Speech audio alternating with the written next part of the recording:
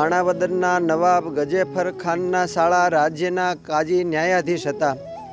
નવાબ ગજેફર ખાને એમને સહજાનંદ સ્વામીની સમાધિની ખરાઈ ખોટાઈની પરીક્ષા કરવા માટે મોકલેલા.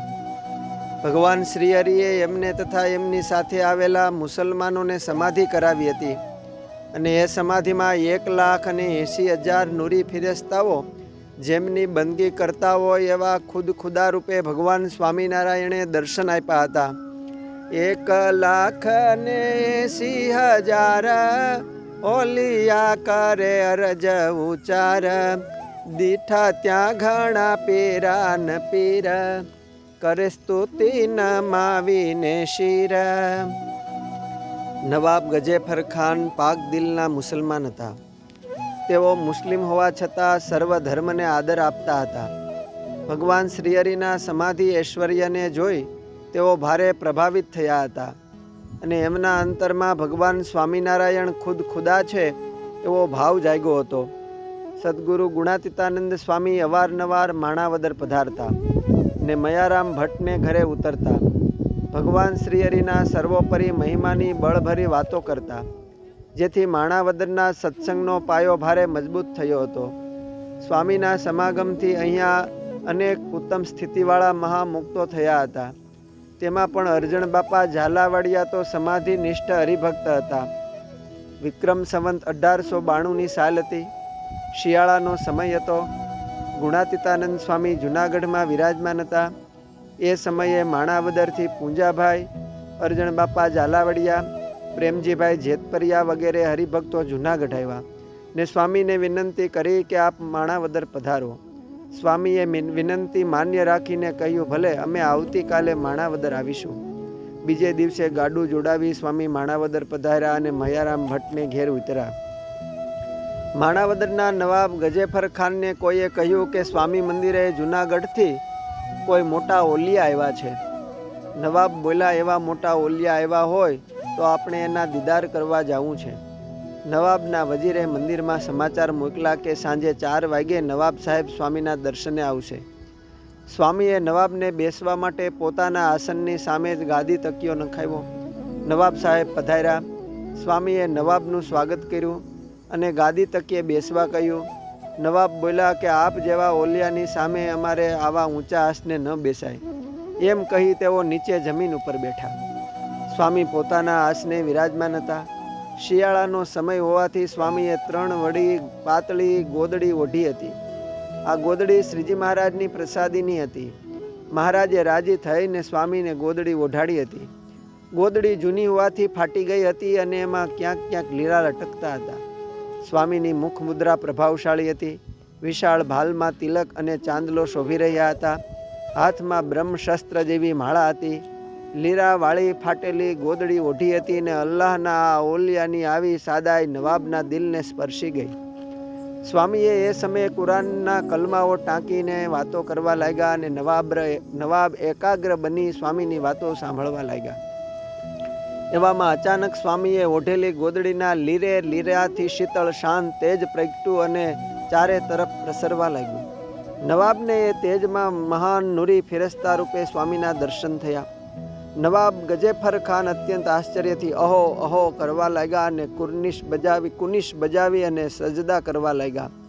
થોડી વારમાં એ તેજ પાછું સકાયેલાઈ ગયું.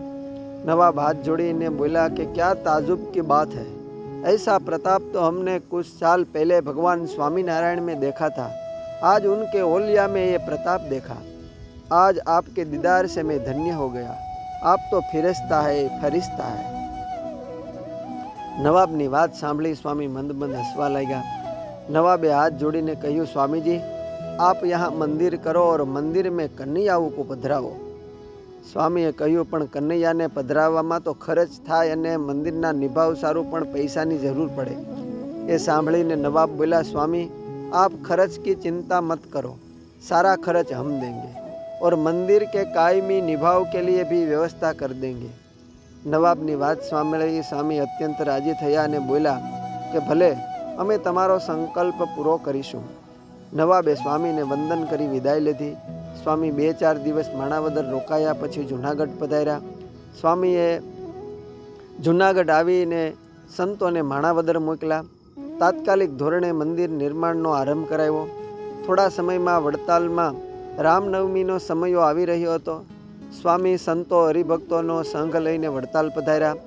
રઘુવીરજી મહારાજને નવાબના સંકલ્પની વાત કરી.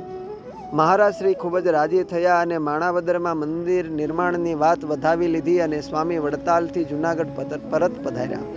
આ બાજુ માણાવદરમાં સુંદર મંદિર તૈયાર થવા લાગ્યું. નવાબ સાહેબની આજ્ઞાથી રાજ્યના પૂરા સહકાર સાથે મંદિર નિર્માણનું કાર્ય ચાલી રહ્યું હતું. સૌ સંતો હરિભક્તો ભારે ઉત્સાહથી જાત મહેનત કરી રહ્યા હતા. જોત જોતામાં મંદિરનું નિર્માણ કાર્ય પૂરું થયું.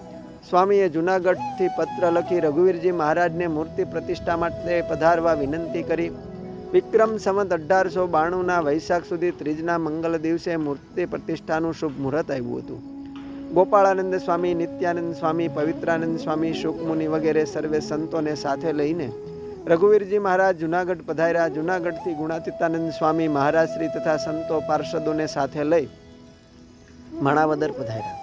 માણાવદરમાં મૂર્તિ પ્રતિષ્ઠાનો દિવ્ય ઉત્સવ થયો. શ્રીજી મહારાજે પૂજેલા લાલજીની મંદિરમાં વેદોક્ત વિધિથી પ્રતિષ્ઠા કરવામાં આવી.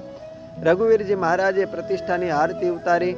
ચારે બાજુ જય જયકાર થયો. નવાબનો સંકલ્પ હતો કે કનૈયા કા મંદિર કરો. એ સંકલ્પને ગુણાતીતાનંદ સ્વામીએ પ્રસાદીના લાલજી પધરાવીને પૂર્ણ કર્યો. આ પ્રસંગે પોતે નવાબ સાહેબ પણ ખાસ દર્શને પધાર્યા. પ્રતિષ્ઠા મહોત્સવનો તમામ ખર્ચ એમણે આપ્યો અને મંદિરના કાયમ નિભાવ માટે માણા માપ બાંધી દીધા. આચાર્ય શ્રી રઘુવીરજી મહારાજ, ગુણાતીતાનંદ સ્વામી, ગોપાળાનંદ સ્વામી વગેરે સર્વે મહાન સંતોએ નવાબને આશીર્વાદ આપ્યા. નવાબે બે હાથ જોડીને કહ્યું કે હમારા અચ્છા કરના, હમ પર રહમ દ્રષ્ટિ રખના, તાકી હમે જન્નત મેં સ્થાન મિલે. એક પાક દિલના મુસલમાનની આ વાત સાંભળીને આચાર્ય મહારાજ શ્રી તથા ઉપસ્થિત સર્વે મોટેરા સંતો ખૂબ રાજી થયા. ગુણાતીતાનંદ સ્વામીએ કહ્યું કે નવાબ સાહેબ, તમે ખુદાનું કામ કર્યું છે એટલે ખુદા તમારું ધ્યાન રાખશે અને કલ્યાણ કરશે. માણાવદરનું કાર્ય પતાવી ગુણાતીતાનંદ સ્વામી જૂનાગઢ પધાર્યા અને રઘુવીરજી મહારાજ વડતાલ ગયા. માણાવદર સોરઠની પંચતીર્થીનું મહત્વનું તીર્થસ્થાન છે.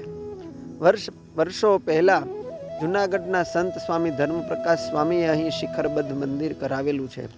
અસ્તુ. જય સ્વામિનારાયણ. સદગુરુ ગાથા માંથી.